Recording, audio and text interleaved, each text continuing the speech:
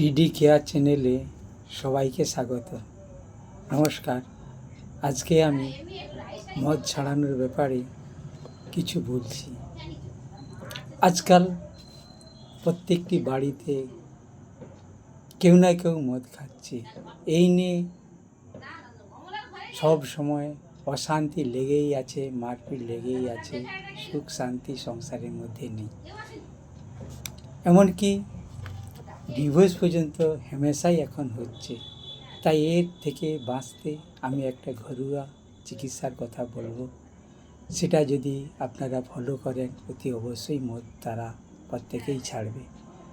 সে চিকিৎসাটা কি না, আমাদের বাড়িতে যে ওল গাছ থাকে, ওল হয়, সেই ওল কুচি কুচি করে কেটে কিছুটা ঝলসিয়ে তার থেকে রস বের করে 4-5 চামচ করে মদের সঙ্গে মিশিয়ে খাওয়ান। দেখবেন 4-5 দিন পরেই মদ খাওয়াটাই বন্ধ হয়ে যাবে।